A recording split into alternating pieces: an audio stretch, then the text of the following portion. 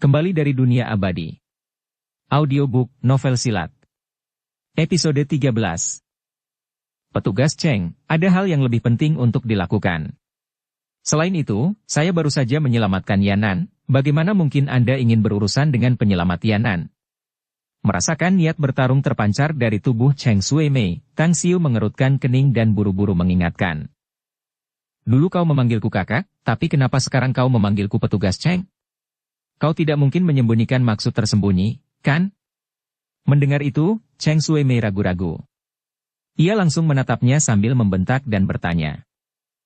Aku ingin terus memanggilmu kakak, tapi aku takut Yanan akan memarahiku. Tang Xiu melirik Cheng Yanan yang cemas di dekatnya dan sengaja menggodanya. Awalnya, Cheng Yanan dengan senang hati menyaksikan pertunjukan itu berlangsung, tetapi dia jelas tidak menyangka bahwa api peperangan akan tiba-tiba membakar dan menembaknya. Setelah mendengar ejekan Tang Xiu, wajahnya tiba-tiba memerah, bahkan ekspresinya menjadi malu dan berkerut. Kamu. Yanan, mendengar perkataan Tang Xiu, Cheng Shuimei juga tercengang. Pandangannya melirik ke sana kemari antara Tang Xiu dan Cheng Yanan beberapa kali dengan pikiran penuh kecurigaan. Namun, di tempat umum yang banyak orangnya, tidaklah baik baginya untuk bertanya secara terbuka mengenai hubungan Tang Xiu dan Cheng Yanan, apalagi jika hal itu merepotkan untuk diungkapkan. Akhirnya, Cheng Shuimei menatap tajam ke arah Tang Xiu dan mengakhiri penyelidikannya. Tang Xiu, Yanan telah memberitahu musuh. Ketika kami bergegas ke markas gangster, mereka sudah meninggalkan tempat itu. Jika mereka tahu tentang masalah dengan Ouyang Haifeng, gangster itu pasti akan membalas dendam. Apakah Anda ingin kami mengirim seorang agen untuk melindungi Anda? Atau Anda dapat memilih untuk tinggal sementara di Biro Keamanan Publik Kota selama beberapa hari? Setelah menyelesaikan catatan kasus, Cheng Shuimei ragu-ragu lalu bertanya kepada Tang Xiu. Begitu Tang Xiu mendengarnya, dia langsung menggelengkan kepalanya. Petugas Cheng, kalau tidak apa-apa dan nyaman, aku hanya ingin kamu mengatur beberapa orang untuk diam-diam melindungi ibuku. Sedangkan aku bisa mengatasinya. Cheng Shuimei menatap Tang Xiu sejenak. Namun, melihat ekspresi Tang Xiu yang tegas dan percaya diri, dia mengangguk dan menuruti permintaannya. Dia kemudian memimpin regu polisi kriminal dan segera pergi. Tang Xiu, kau melakukannya dengan baik hari ini. Jika bukan karenamu, teman-teman sekelasmu bisa berada dalam bahaya besar. Aku akan mengatur pihak berwenang sekolah untuk memberimu penghargaan. Sebelum polisi kriminal tiba di sekolah, Wei Zhentai sebenarnya telah memimpin pihak berwenang sekolah lainnya untuk bergegas menuju kelas 10. Namun, perhatian utama mereka adalah menenangkan para siswa yang ketakutan dan tidak punya waktu untuk berbicara dengan Tang Xiu. Ketika Wei Zhentai ingin berbicara dengan Tang Xiu, polisi, Cheng Yanan, dan Cheng Shuimei telah memintanya untuk merekam kesaksiannya. Namun, ketika Tang Xiu, Cheng Yanan, dan Yuan Chuling bekerja sama dengan polisi untuk mencatat kasus tersebut, Wei Zhentai dan yang lainnya tidak tinggal diam dan mereka sudah mengetahui detail kejadian tersebut dari siswa kelas 10 lainnya. Mengetahui bahwa Cheng Yanan dan Yuan Chuling hampir mati, jantung Wei Zhentai dan yang lainnya tiba-tiba berdebar kencang. Adapun si pencari perhatian Su Xiangfei, yang ditendang oleh Ouyang Haifeng, sejak awal, tidak ada seorang pun yang memperhatikannya. Kepala sekolah Wei, hadiahnya tidak penting. Hal terpenting yang harus dilakukan adalah meningkatkan standar manajemen keselamatan sekolah. Jika insiden hari ini dilaporkan oleh media berita, Tang Xiu tidak terpengaruh dengan hadiah yang diucapkan oleh Wei Zhentai, tetapi menjawab dengan ekspresi acuh tak acuh. Mendengar setengah dari perkataan Tang Xiu, Wei Zhentai merasa tidak senang, ia merasa Tang Xiu sangat sombong dan angkuh.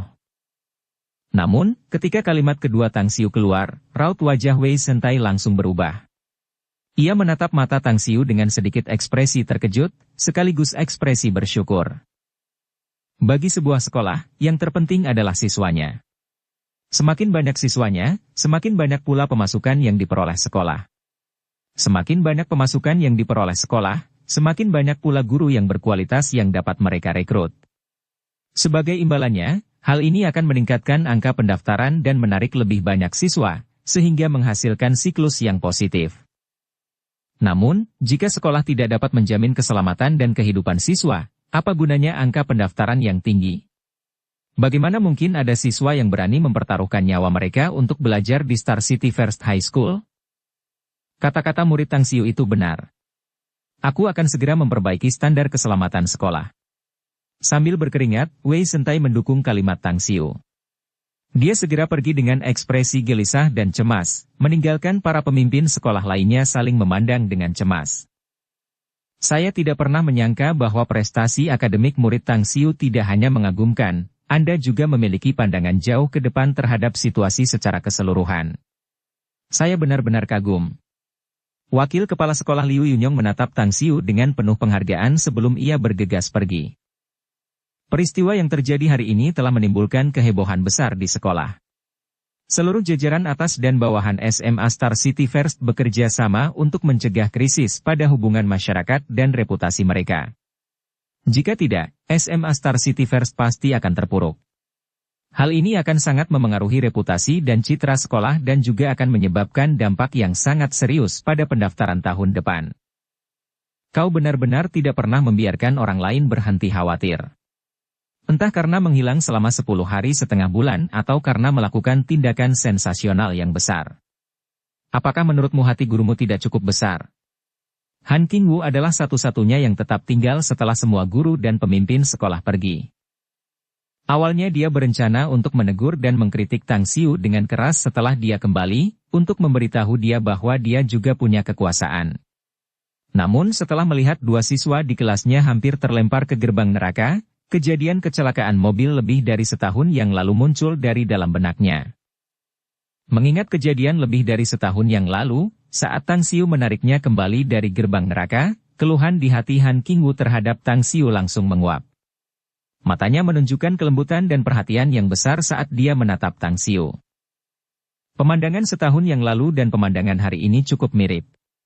Tindakan berani mengabaikan keselamatan diri sendiri, dorongan yang sama untuk melakukan sesuatu tanpa mengharapkan imbalan, pengorbanan diri yang sama demi orang lain, semuanya persis sama. Satu-satunya perbedaan adalah bahwa hari ini, Tang Xiu lebih beruntung daripada tahun lalu. Sekarang dia baik-baik saja dan tidak ada yang terluka. Guru Han, saya benar-benar minta maaf. Saya telah menyebabkan begitu banyak masalah bagi Anda selama ini. Merasakan perasaan mendidih dan panas dari Han Qingwu, mata Tang Xiu dengan cepat bergeser dan berputar saat dia kemudian menjawab dengan suara lembut. Tidak apa-apa. Kamu berperilaku sangat baik hari ini. Aku sangat bangga padamu. Lain kali kamu menghadapi hal seperti ini, ingatlah untuk melindungi dirimu sendiri terlebih dahulu. Kamu tidak boleh melukai dirimu sendiri. Ekspresi merenung muncul di wajah Han Qingwu ketika dia melihat ekspresi malu dari wajah Tang Xiu. Mengingat bahwa Tang Xiu pernah menciumnya sebelumnya di kantornya, dia merasa bahwa perasaan dendam yang besar di dalam hatinya tiba-tiba terbayar. Saat Han Qingwu berbicara dengan Tang Xiu, meja-meja di kelas telah dikembalikan ke keadaan semula. Selain noda darah di koridor dan sampah, seolah-olah tidak terjadi apa-apa di kelas. Namun, suasana yang hening dan aneh memenuhi udara kelas, mengingatkan mereka bahwa sesuatu yang besar telah terjadi hari ini. Terlebih lagi, itu adalah insiden besar yang mengguncang dunia. Han Qingwu selesai mengobrol dengan Tang dan kemudian naik podium. Para siswa, saya sebagai guru kalian sangat sedih atas kecelakaan hari ini. Saya rasa kita semua juga sedih dan gelisah. Untungnya, Tang Xiu dan Yuan Chuling telah berjuang dengan gagah berani dan akhirnya terhindar dari bencana pada saat kritis. Hari ini, mari kita berikan tepuk tangan meriah untuk berterima kasih kepada mereka berdua. Han Qingwu bagaikan seorang ratu yang berdiri di atas kereta perang kerajaan saat dia berbicara dengan aura penuh dan mengesankan, tampak gagah berani dan tangguh. Suara dan kata-katanya seakan memiliki daya tarik magis tertentu karena kegelisahan di dalam dada para siswa dengan cepat sirna. Perlahan-lahan, pokok bahasan kelas beralih ke prinsip dan ideologis. Han Qingwu kini bercerita dari kilas balik kuno, dari para pahlawan pemberani di era kacau dinasti Qin dan Han, hingga para martir revolusioner modern. Ia juga bercerita tentang tindakan berani Tang Xiu setahun yang lalu. Menceritakan kepada para siswa tentang bagaimana ia dengan berani maju menyelamatkannya dari kecelakaan mobil, dan akhirnya menyimpulkan ringkasan untuk kejadian hari ini. Di bawah narasi Han Qingwu, Tang Xiu dan Yuan Chuling secara mengesankan berubah menjadi Hercules yang mampu mengangkat 9 kuali tripod, yang paling berani di antara yang berani.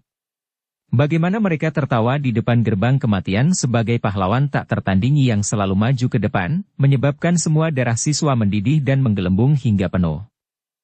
Siswa kelas 10 baru mengenal Tang Xiu di tahun kedua sekolah menengah setelah kecelakaan mobil itu terjadi. Mereka tidak tahu bagaimana Tang Xiu bisa mengalami kecelakaan mobil itu. Tetapi ketika mereka tahu bahwa Tang Xiu tertabrak mobil untuk menyelamatkan Han Qingwu, pandangan siswa kelas 10 terhadap Tang Xiu langsung berubah.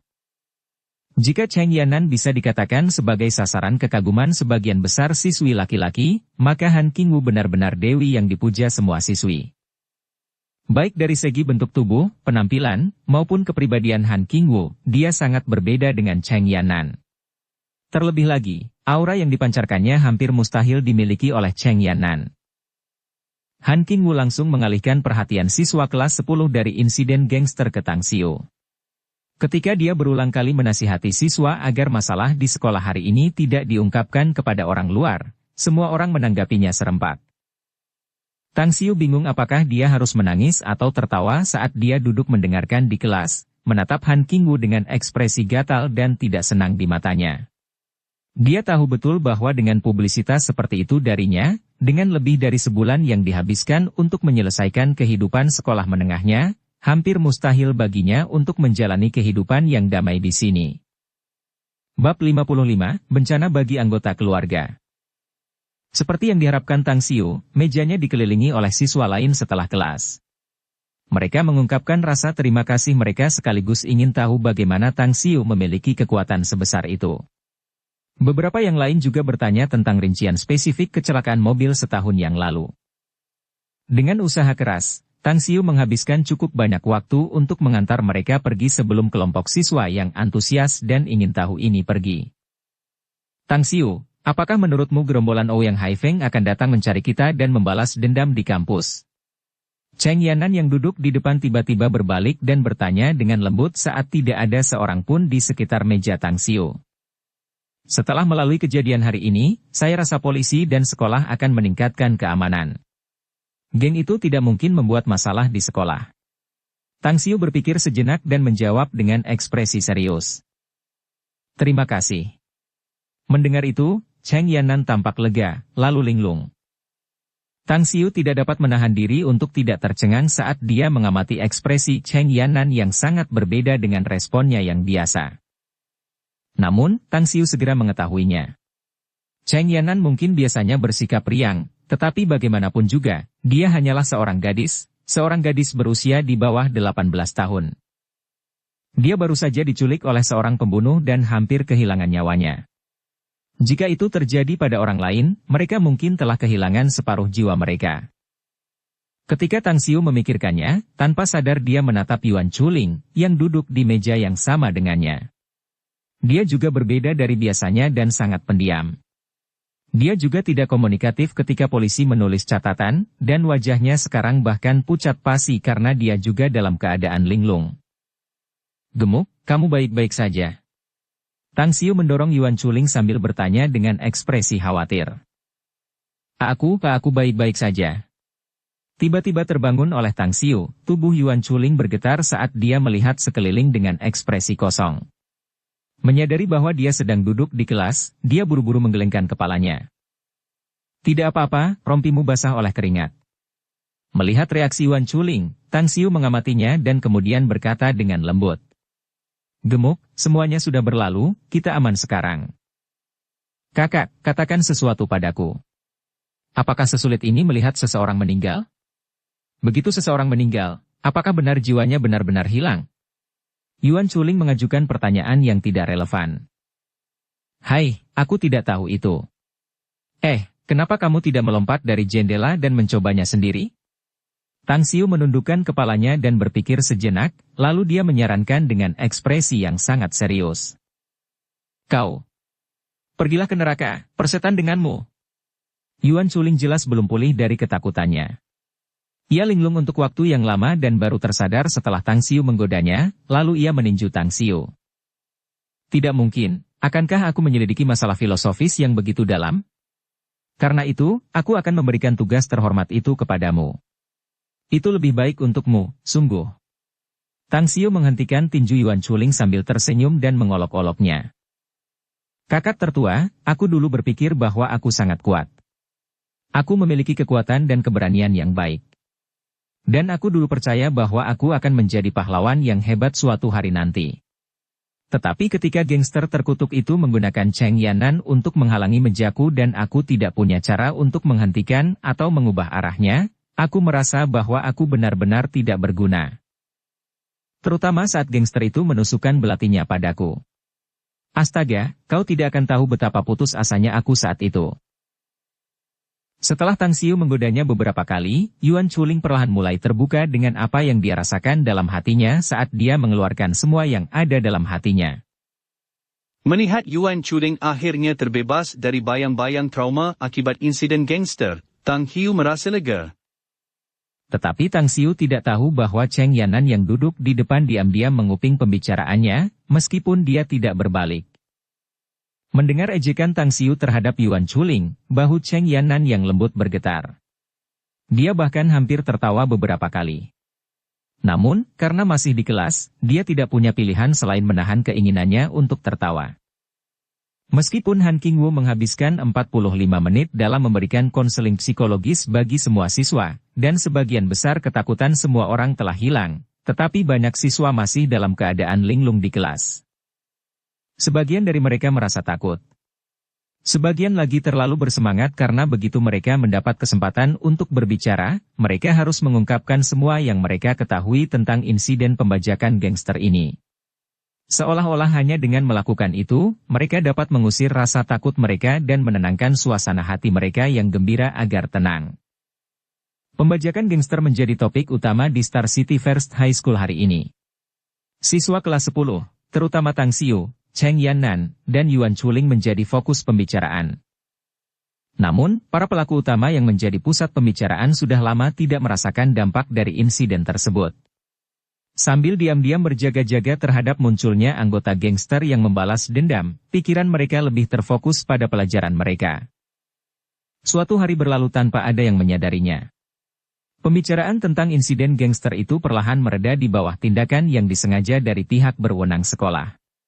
Seseorang di gedung tempat tinggal di dekat sekolah menengah pertama Star City diam-diam menyingkirkan teleskopnya saat niat membunuh yang mengerikan melintas di matanya.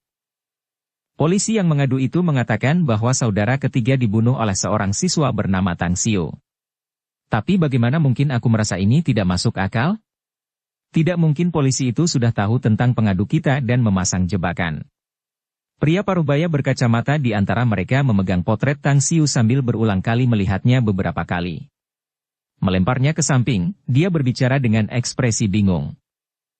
Kita tahu bahwa kemampuan bertarung kakak ketiga mungkin bukan yang terkuat di antara kita semua. Namun, kekuatannya jelas yang terkuat.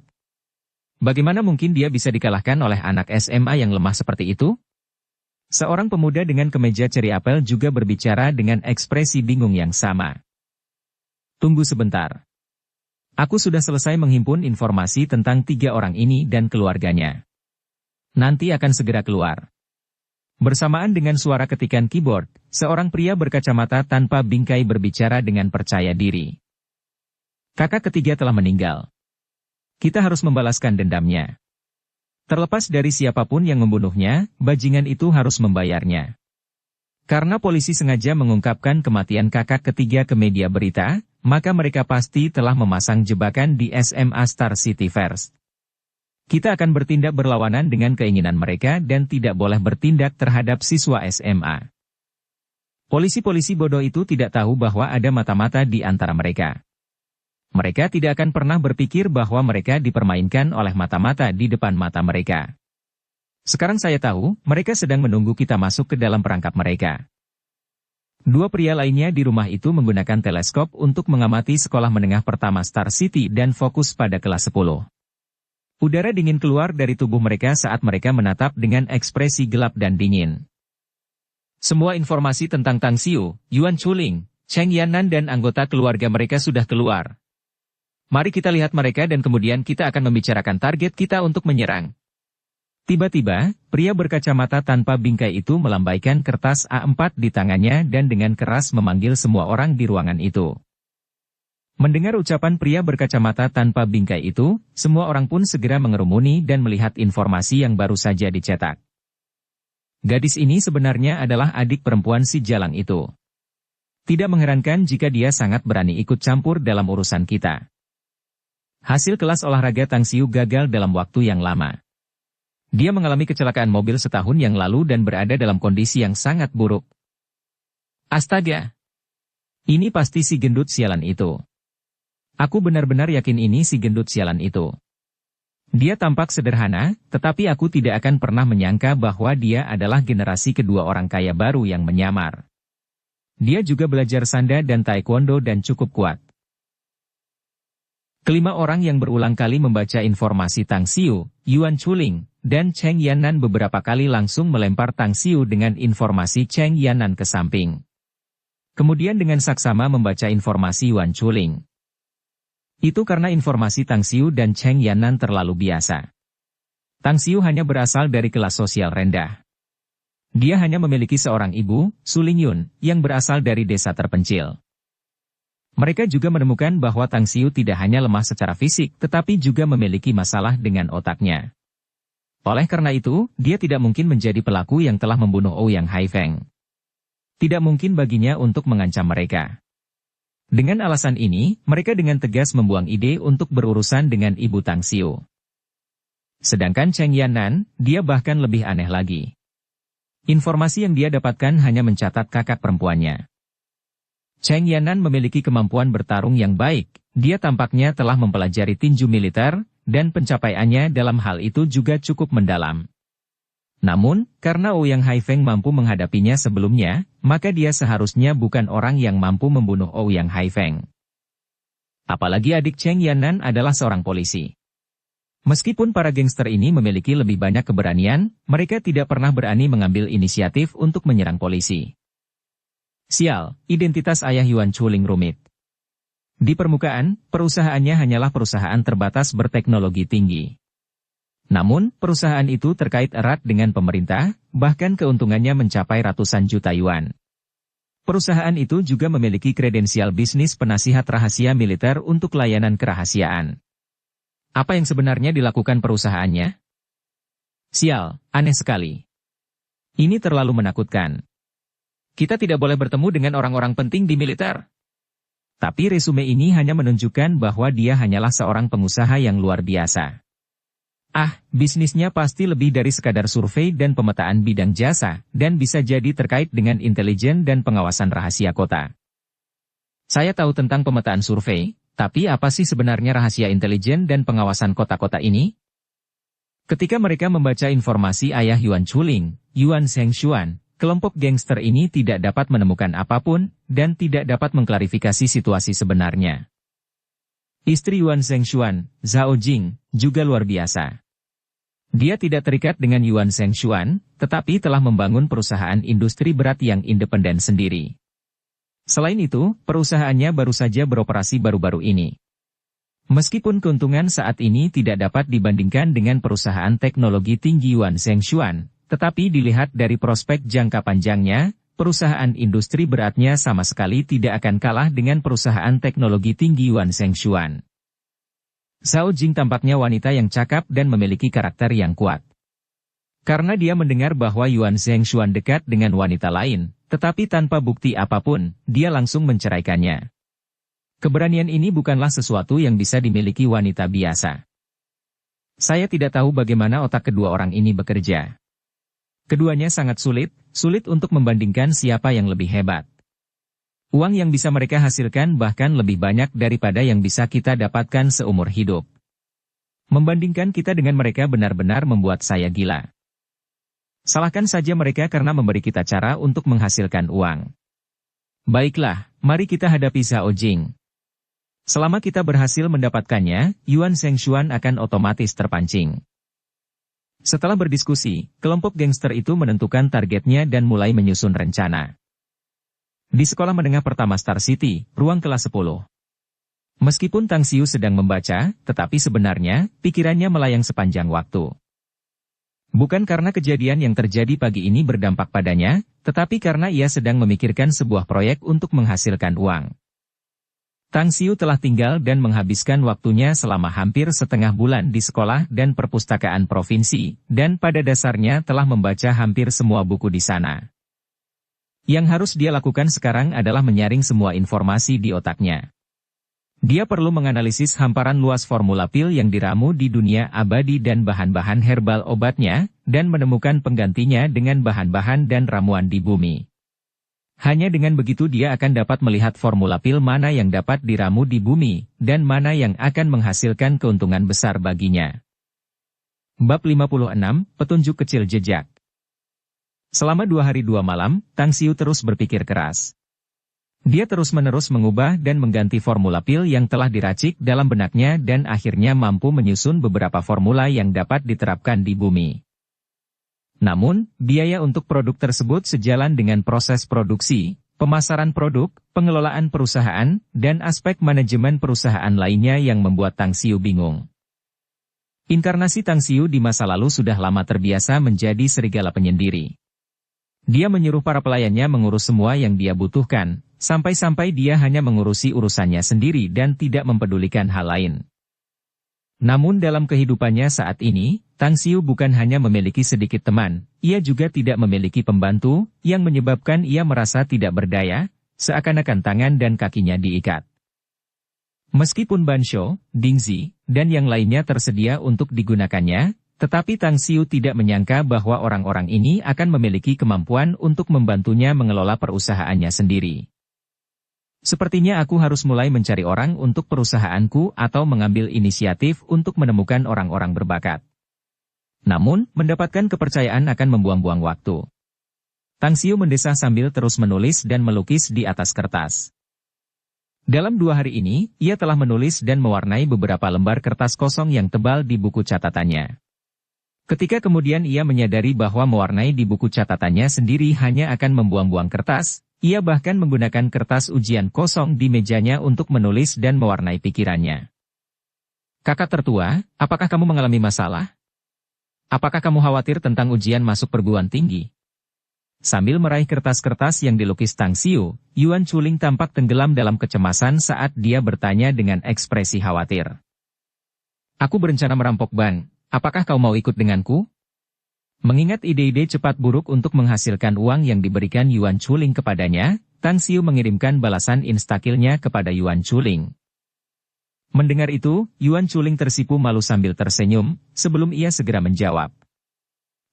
Kalau kamu benar-benar kekurangan uang dan sedang terburu-buru, kamu bisa benar-benar menghasilkan uang dengan cara itu.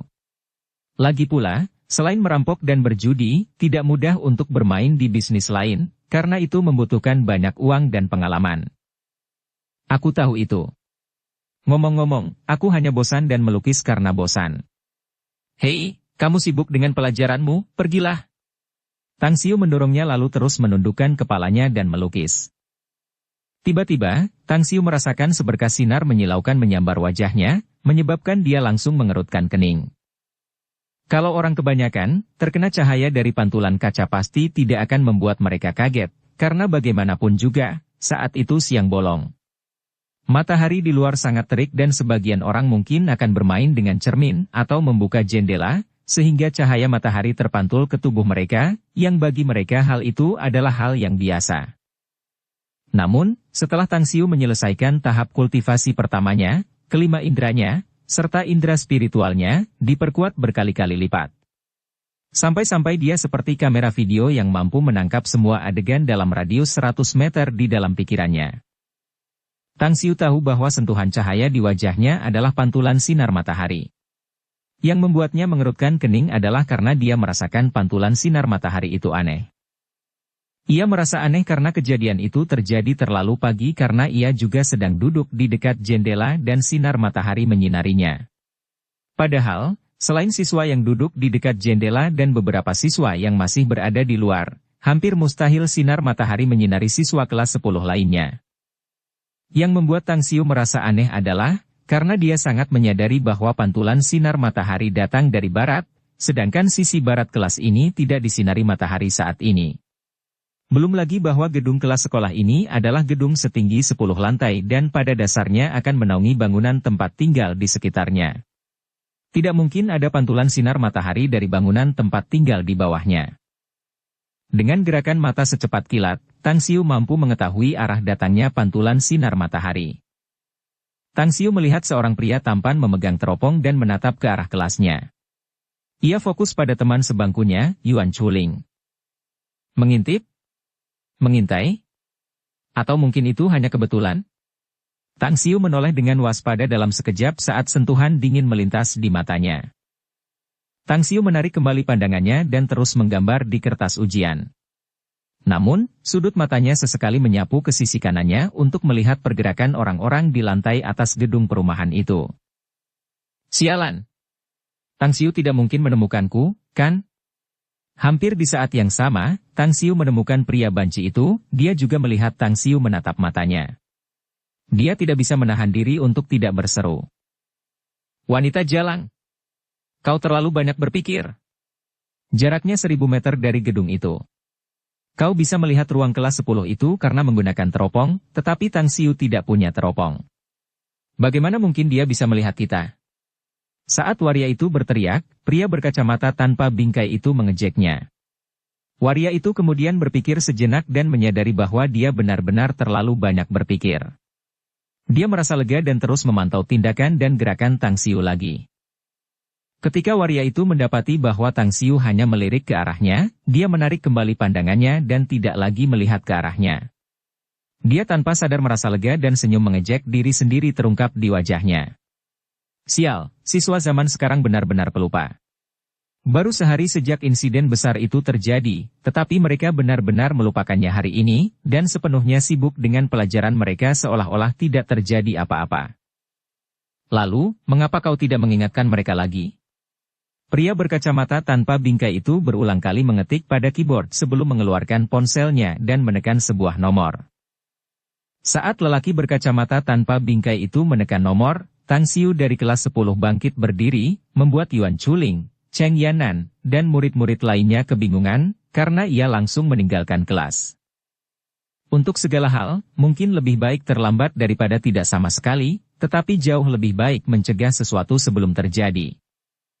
Sebuah obor menyala di mata Tang Xiu saat pikirannya berputar dan menganalisis semuanya dengan saksama. Kalau saja tidak ada insiden seperti preman di sekolah 2 hari yang lalu, dia mungkin akan mengabaikannya.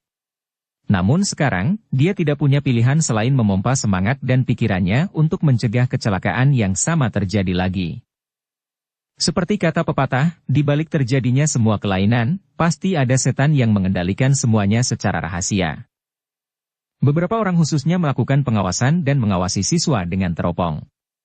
Dan orang yang menjadi sasaran pengawasan adalah Yuan Chuling, yang terlibat dalam insiden gangster kemarin.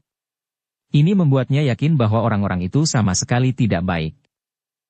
Ketika Tang Xiu baru saja tiba di kantor di koridor, dia melihat Han Qingwu sedang membungkuk dan membersihkan sesuatu di dalam, mengarahkan bokongnya yang berisi ke arahnya pada saat dan sudut yang tepat. Pinggangnya ramping tetapi tampak sangat lentur dan fleksibel.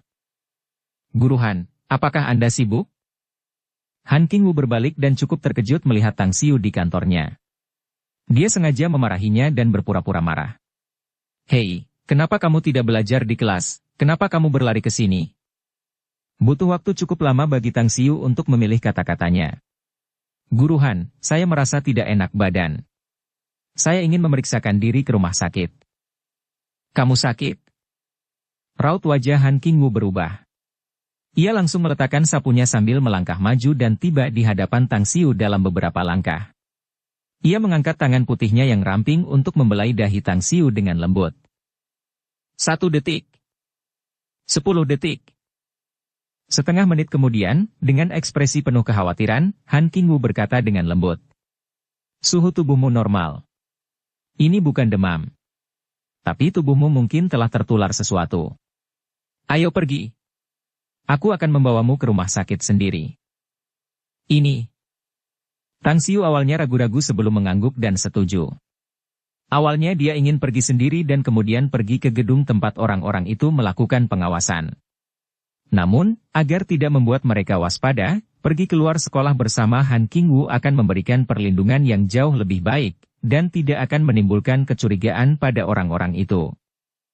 Di gedung perumahan, pria berkacamata tanpa bingkai itu meletakkan ponselnya. Ia memutar matanya ketika mendengar seruan, "Hei," dari temannya. Dengan ekspresi kesal, ia berteriak, "Diam kau, dasar jalang. Dan jangan membuat keributan untuk hal yang tidak penting. Kita masih punya hal yang lebih penting untuk dilakukan. Jangan jadi pengecut dan takut dengan hal-hal kecil seperti ini. Bahkan jika gunung Tai runtuh di depanmu, tidak mungkin kau panik." Si banci membalas dengan marah. "Bajingan, terus panggil aku, jalang, dan aku akan menghajarmu. Pergi dari sini dan lihat sendiri." Anak laki-laki yang otaknya rusak itu keluar dengan seorang wanita. Aku kenal dia.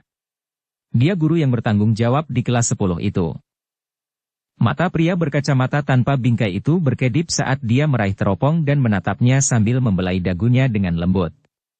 Dia terkekeh lalu berkata, "Itu Tang Xiu, dia tidak perlu dikhawatirkan. Otaknya rusak dan tidak akan menjadi ancaman bagi kita. Tapi wanita ini, astaga. Ayah besar ini sudah lama bermain-main dengan banyak cewek.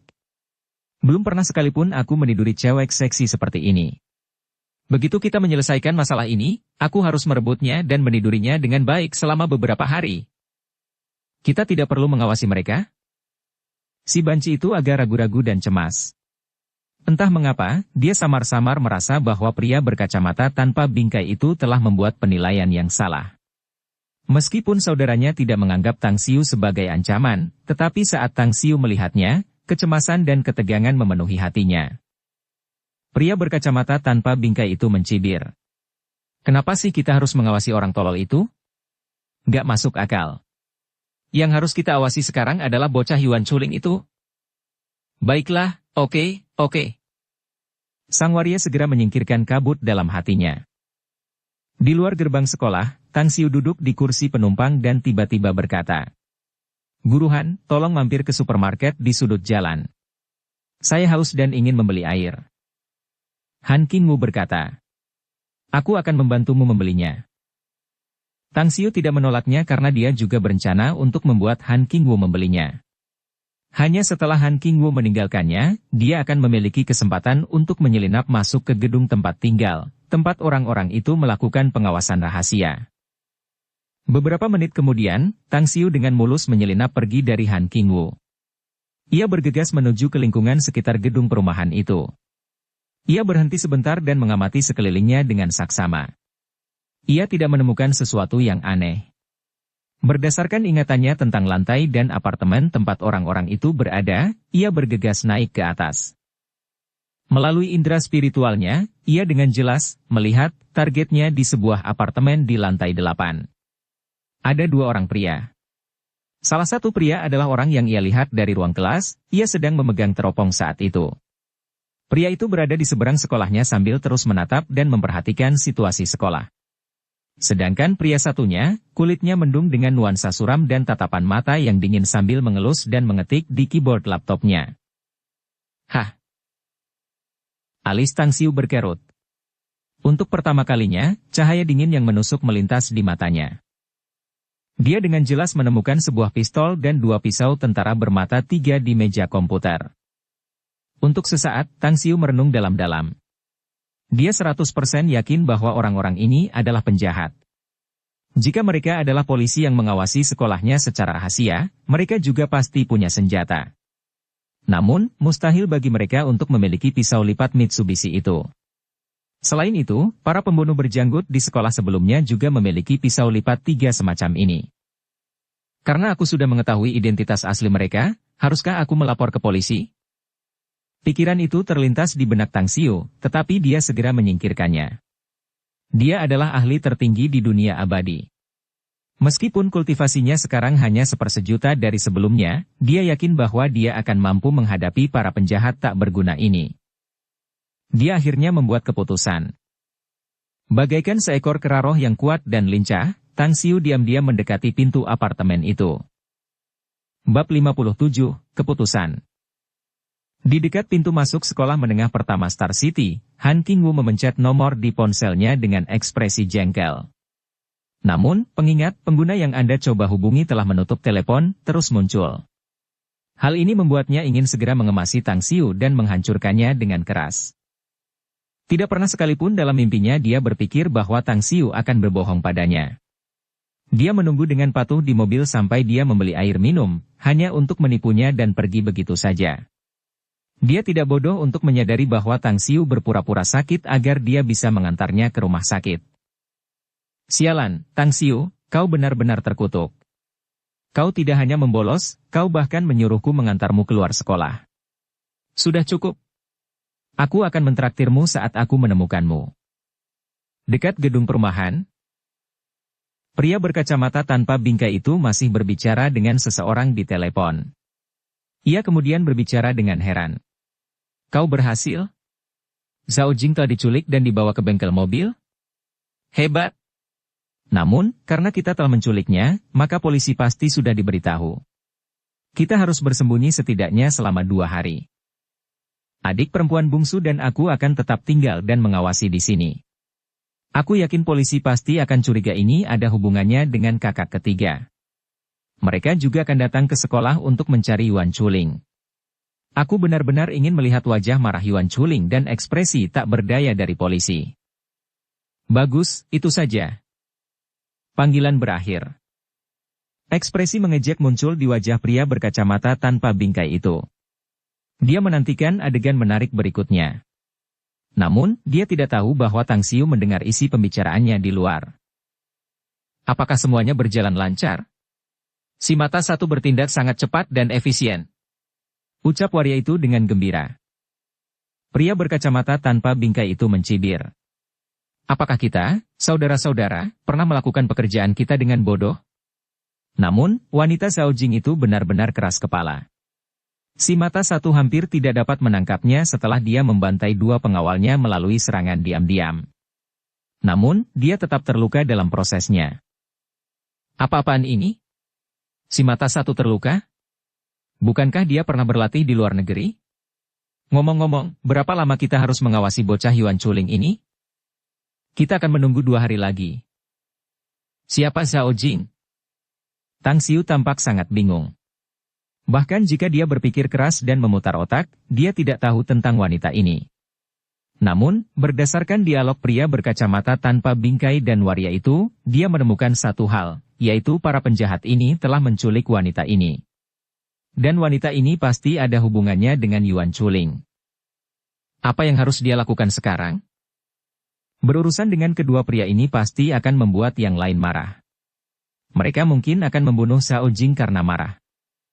Tang Xiu menganalisis variabel dengan saksama dan akhirnya memutuskan untuk tidak bertindak untuk sementara waktu. Karena kedua pria ini masih memantau selama 2 hari ke depan, maka 2 hari kemudian, dia akan diam-diam membuntuti mereka dan memecahkan petunjuk. Dia kemudian akan dapat menangkap dan menangani semuanya sekaligus. Setelah dia pergi diam-diam, Tang Xiu agak cemas. Awalnya dia berencana untuk diam-diam berurusan dengan para penjahat ini dalam pengawasan atau membunuh mereka.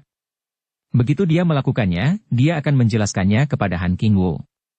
Namun, dia tidak bisa bertindak sekarang sementara dia juga harus menenangkan Han Qingwu. Baiklah, aku akan memberitahunya beberapa informasi palsu. Tang Xiu mengeluarkan ponselnya, menyalakannya kembali, mengetik pesan, dan segera mengirimkannya. Di kelas 10, SMA Star City First. Han Qingwu berdiri di podium dengan ekspresi dingin membeku. Sambil menyapu wajah para siswa, dia berbicara dengan nada dingin. Mulai sekarang, semua orang dilarang membolos. Tidak seorang pun dari kalian dapat meminta untuk membolos.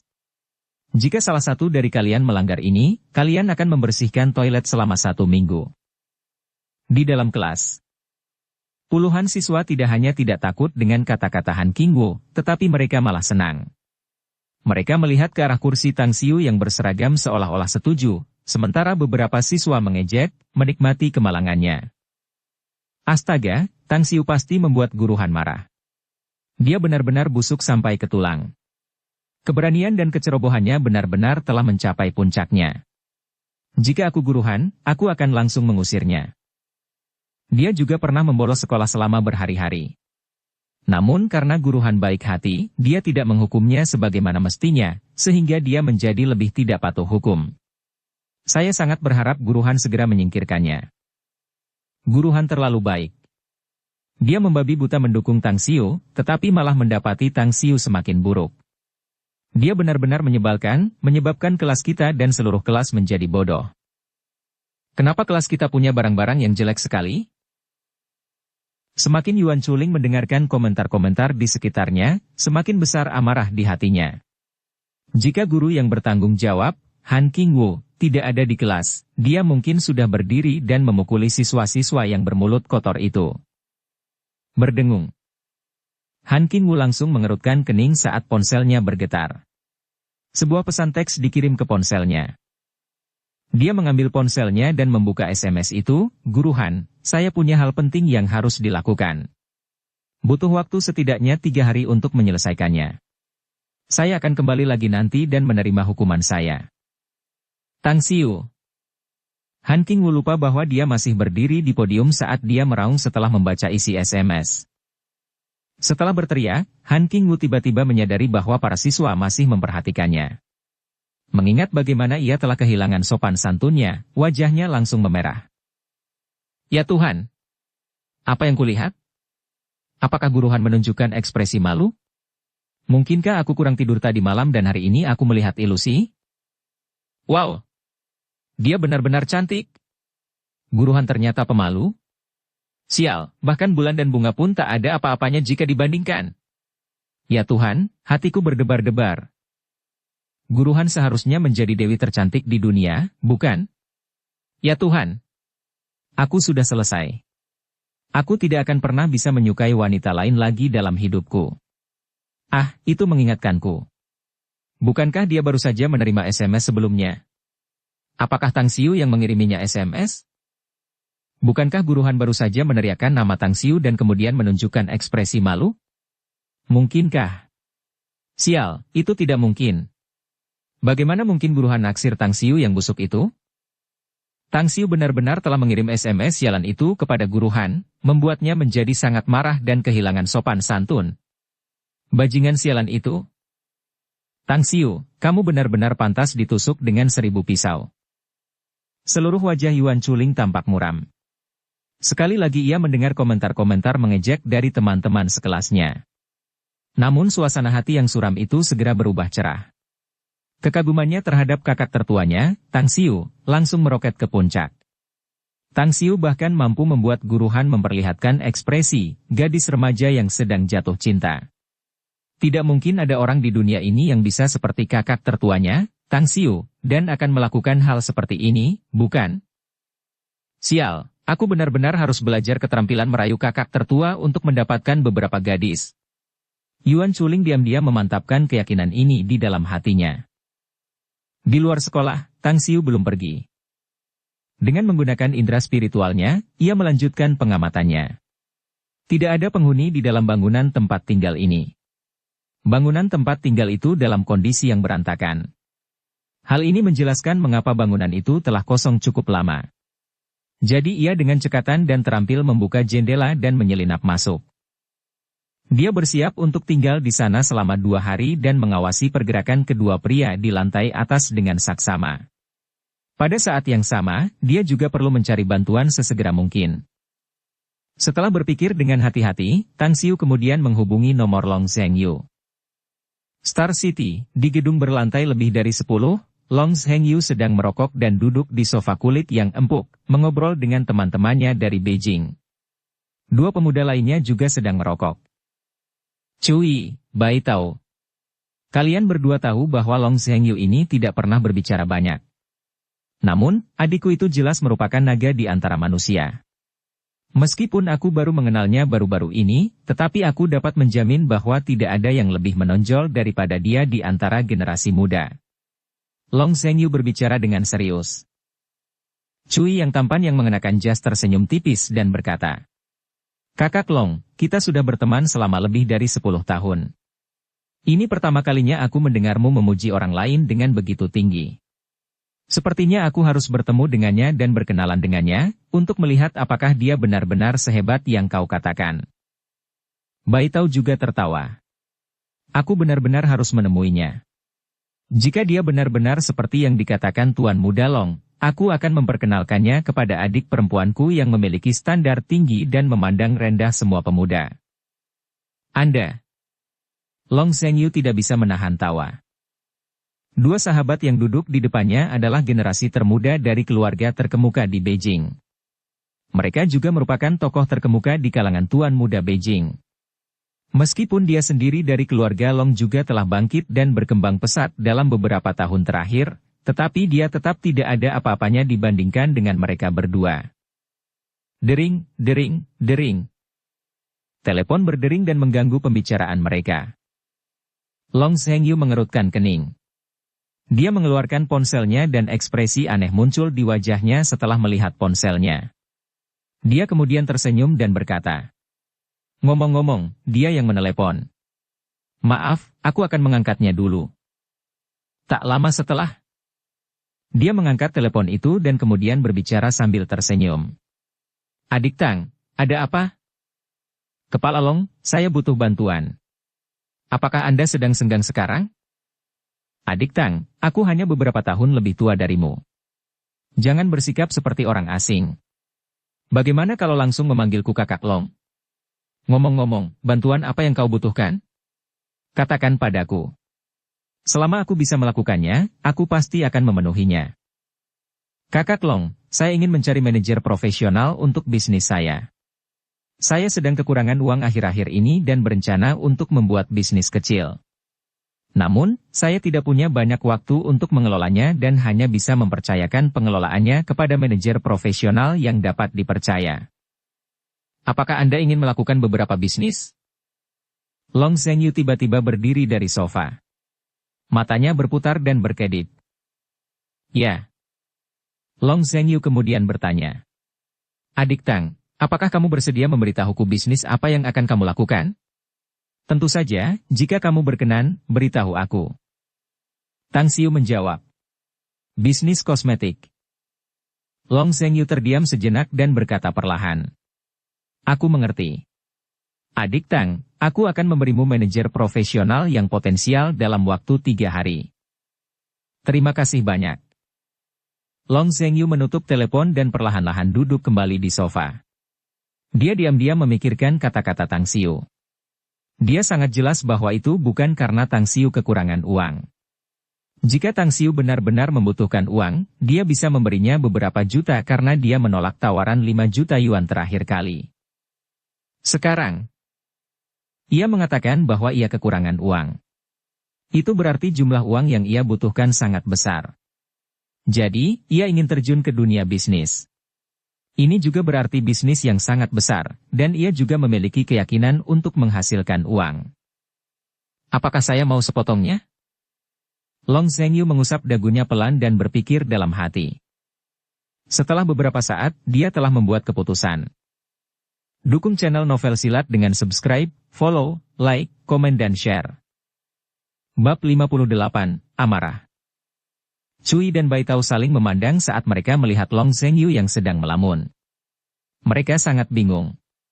Mereka dapat mengetahui melalui percakapan telepon bahwa Long Zhengyu sangat menghargai pemuda ini. "Tuan Muda Long, ada apa?" Bai Tao adalah orang yang terus terang dan bertanya secara langsung. Long Zhengyu menjawab dengan lambat. "Dia ingin berbisnis dan ingin aku membantunya menemukan manajer profesional. Aku sedang memikirkan manajer profesional mana yang memiliki sentuhan Midas di Star City." Bai Tao tersenyum dan menjawab, "Bukankah itu hal yang mudah dilakukan? Berikan padaku. Aku akan mencarikannya dari Beijing." Cui yang sudah dewasa berpikir dengan saksama. Mendengar dialog di antara mereka berdua, ekspresinya sedikit berubah saat pikiran untuk menguji Tang Xiu muncul. Dia tersenyum tipis dan berkata, "Hei, bagaimana dengan Kang Xia? Jika apa yang dikatakan Tuan Muda Long tentang Tang Xiu benar, saya pikir dia juga tidak akan punya masalah untuk merekrut Kang Xia." "Kang Xia!" Bai Tao berseru keras. Long Zhengyu samar-samar merasa bahwa nama Kang Xia terdengar familiar, tetapi dia tidak ingat di mana dia mendengarnya. Setelah bingung beberapa saat, dia kemudian bertanya. Kang Xia ini adalah... Bai Tao menelan ludahnya dengan marah sambil tersenyum kecut dan menjawab. Dia adalah salah satu dari sedikit manajer profesional yang brilian di dalam negeri. Ah, tidak. Dia bahkan lebih dari itu, jauh lebih dari manajer kelas dunia. Dia kembali dari World Financial Center Wall Street 3 tahun yang lalu. Kemudian, Pang Group mempekerjakannya dengan kontrak yang sangat tinggi. Setelah dia mengambil alih, dia dengan cepat dan tegas mengatur ulang dan mereformasi perusahaan, memperluas perusahaan menjadi 4 kali lebih besar hanya dalam 3 tahun. 2 bulan lalu, Tuan Muda kedua Pang Group, Tuan Muda Pang Sisial Beijing, yang selalu mengejar Kang Xia tanpa hasil, mencoba membiusnya. Upayanya gagal dan membuat Kang Xia marah besar. Dia kemudian mengundurkan diri langsung dari CEO Pang Group. Tuan Muda kedua Pang itu sekarang masih terbaring di tempat tidur setelah dipukuli oleh kepala keluarga Pang. Hal yang paling mengejutkan yang membuat orang putus asa adalah ketika Kang Xia meninggalkan Pang Group, semua orang mengira ada peluang untuk merekrutnya. Namun, terlepas dari harga dan cara apapun, Kang Xia menolak semuanya. Ayah saya bahkan menjanjikan 10% saham grup keluarga kami kepadanya. Namun, dia sama sekali tidak gentar. Mata Long Zhengyu menyipit karena ia tercengang. Orang lain mungkin tidak tahu seberapa besar modal grup Bai, tetapi ia sangat jelas. 10% saham mereka sama dengan 10 digit uang. Itu dia. Long Zhengyu segera mengingat. Cui tertawa pelan. Ya, untuk merekrutnya tergantung pada kemampuan Tang Xiu. Jika dia bisa memenangkannya, maka aku pasti akan yakin. Kalau tidak, kurasa kita tidak perlu saling mengenal. Long Zhengyu menyipitkan matanya. Dia sangat pandai menilai kepribadian dan karakter orang lain. Namun, dia tidak dapat memahami dasar Tang Xiu. Dia bahkan samar-samar merasa bahwa dia hanya bisa mengaguminya, karena perasaan pemujaan yang tidak dapat dijelaskan telah tumbuh di dalam hatinya. Dia dengan tegas menjawab. Aku percaya bahwa dia dapat memenangkannya. 2 hari telah berlalu. Selama waktu ini, Tang Xiu memerintahkan Ban Shou, Ding Zi, dan yang lainnya untuk membantunya membeli banyak bahan. Semua bahan tersebut kemudian dikirim ke rumah rahasianya. Ia menghabiskan waktu 2 hari untuk melakukan ratusan pengujian dan eksperimen dan akhirnya berhasil menyusun 2 jenis formula produk perawatan kesehatan kulit dan proses pembuatannya. Lotion perawatan kulit. Krim penghilang bekas luka. Ini adalah 2 produk yang diberi nama oleh Tang Xiu. Lotion perawatan kulit memiliki efek memutihkan dan melembabkan yang kuat, dan khasiatnya 10 kali lebih kuat daripada kosmetik pemutih kulit kelas atas. Sedangkan untuk krim penghilang bekas luka mampu meremajakan bekas luka serta menghilangkan bintik-bintik hitam dan jerawat. Ia yakin bahwa begitu kedua produk ini beredar di pasaran, produk itu akan menimbulkan sensasi besar. Pada saat itu, orang-orang yang peduli dengan penampilan dan bekas luka pasti akan mengejar kedua produk ini. Hal terakhir yang dibutuhkan sekarang hanyalah dana awal. Ia pada dasarnya tidak memiliki modal awal yang dibutuhkan untuk mendaftarkan perusahaan, mendirikan pabrik, promosi, pemasaran, dan sebagainya. Jika dijumlahkan semua itu akan membutuhkan sejumlah besar uang. Distrik Villa Kaisar Emas Kota Bintang. Distrik ini merupakan salah satu area villa terbaik di Star City. Hanya orang-orang kaya dan terhormat yang tinggal di sini. Setiap penduduk di distrik ini bahkan dapat mengguncang Star City. Di salah satu villa, dengan ekspresi muram, Yuan Shengshuan menatap dingin ke arah 4 pengawal berjas di depannya. Sudah 2 hari sialan. Apakah kalian semua idiot yang tidak berguna? Teruslah menyapu. Bahkan jika kalian harus menggali 3 kaki di seluruh kota bintang, kalian harus menemukan keberadaan istriku. Ya. Keempat orang besar itu patuh dengan hikmat. Pada saat ini, seorang wanita parubaya dengan jas profesional melangkah masuk ke aula dan berkata, Tuan Yuan, Direktur Biro Keamanan Publik Deng Jianmin dan Kapten Divisi Kepolisian Kriminal Cheng Shuemei telah datang. Mereka menunggu di luar. Raut wajah Yuan Shengshuan berubah saat dia berbicara cepat dengan nada yang dalam. Cepat bawa mereka masuk. Tak lama setelah, Deng Jianmin, dengan ekspresi pucat, melangkah bersama Cheng Shui-mei ke aula. Kemarahan mereka terlihat dari raut wajah mereka. Ketika Yuan Zhengshuan melihat ekspresi mereka, suasana hatinya menjadi lebih buruk. Dia kemudian bertanya, "Direktur Deng, apakah ada berita?" Deng Jianmin menjawab dengan ekspresi getir dan tajam. "Setelah penyelidikan, kami telah mengidentifikasi identitas para penculik itu. Mereka adalah penjahat kelas A dalam daftar buronan kami dan dicari karena perdagangan organ manusia. Mereka juga saat ini sedang diburu oleh operasi target kami. Meskipun kami belum menemukan keberadaan mereka, kami telah menempatkan pasukan kami di setiap pos pemeriksaan kota. Kami benar-benar yakin bahwa mereka masih berada di wilayah Star City." Yuan Zhengshuan terbakar oleh ketidaksabaran. Namun, bagaimanapun juga, dia adalah orang yang berpengalaman dan telah lama melalui badai. Namun, meskipun demikian, dia hanya mampu menahan emosinya. Setelah hening sejenak, dia berbicara dengan nada yang dalam. "Direktur Deng, saya tidak mengerti. Para penculik terkutuk itu adalah pedagang organ manusia dan kami tidak memiliki dendam apapun dengan mereka. Jadi mengapa mereka tiba-tiba menculik istri saya?" Deng Jianmin dan Cheng Shui-mei saling berpandangan. Cheng Shui-mei kemudian berkata, "Tuan Yuan, berdasarkan kesimpulan kami, penculikan istri Anda pasti ada hubungannya dengan putra Anda." "Masih tertinggal." Yuan Zhengshuan menatap Cheng Shui-mei dengan ekspresi tercengang sebelum bertanya, "Apa hubungannya dengan anakku? Dia hanya siswa biasa di sekolah menengah pertama Star City. Bagaimana mungkin dia ada hubungannya dengan penculikan ini?" Cheng Shui-mei tersenyum kecut sambil meminta maaf. "Beberapa hari yang lalu, salah satu siswa SMA Star City First diculik di sekolah. Pelakunya adalah salah satu dari mereka. Putramu dan siswa lainnya mencoba menyelamatkan siswa itu dan menyingkirkan pelakunya. Akhirnya, mereka menyelamatkan siswa itu dan pelakunya dibunuh oleh mereka. Jadi, kami menyimpulkan bahwa penculikan ini adalah pembalasan mereka." Yuan Zhengshuan berteriak dengan ekspresi tidak percaya. "Tidak. Ini tidak mungkin. Bagaimana mungkin anakku yang membunuh seseorang?" Bersambung ke episode 14. Dukung kami dengan subscribe, follow, like, komen dan share. Terima kasih.